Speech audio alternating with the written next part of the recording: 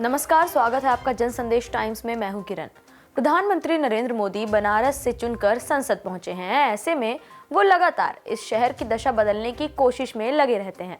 इसी के चलते उनका एक dream project Kashi Vishwanath corridor, जिसका लोकार्पण वो खुद 13 दिसंबर को करने वाले हैं, उसे लेकर इस समय भव्य रूप से तैयारियां चल रही हैं।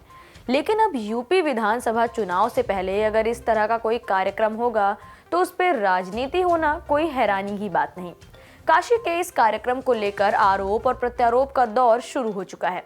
कल ही वाराणसी से पीएम मोदी को चुनौती देने वाले कांग्रेस के नेता अजय राय ने इस पूरे प्रोजेक्ट को लेकर तंज कसते हुए कहा है कि मंदिर नहीं, मॉल बनाया जा रहा है।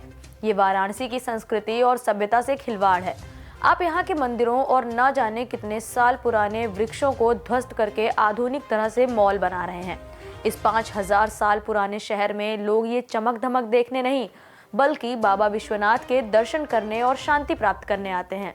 उन्होंने कहा कि मोदी और योगी सोच रहे हैं कि यहाँ की जनता को मार्केटिंग करके भ्रमित कर देंगे, लेकिन इस बार ऐसा नहीं होने वाला है।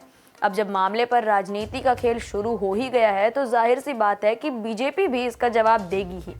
फ्रंट फुट पर खेलते हुए बीजेपी के राष्ट्रीय प्रवक्ता प्रेम शुक्ला ने कांग्रेस पर औरंगजेब की आरती उतारने जैसा आरोप लगा दिया। उन्होंने कहा, भारतीय जनता पार्टी के लिए प्रभु श्री राम हो या भगवान शिव हो, ये सारे आस्था और श्रद्धा के विषय हैं। जिन लोगों ने चुनाव के अतिरिक्त लोकतंत्र में और कुछ समझा ही नहीं, उनको और कुछ दिखाई ही नहीं देता है।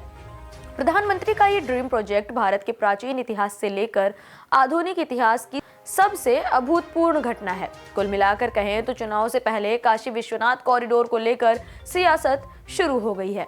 इस समय तो इस पर बीजेपी और कांग्रेस आमने सामने भी हैं, लेकिन आगे और भी पार्टियां इस पर कूदते हुए नजर आएंगी। बीजेपी की बात करें तो चाहे वो योगी हों, अमित शाह हों या खुद प्रधानमंत्री मोदी हों, सुल्तानपुर, आजमगढ़ और बनारस में लगातार रैलियां की जा रही हैं।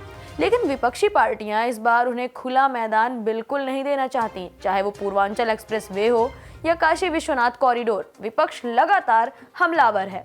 आगे इस राजनीतिक उठापटक में क्या होता है, जानने के लिए आप बने रहिए जनसंदेश टाइम्स के साथ।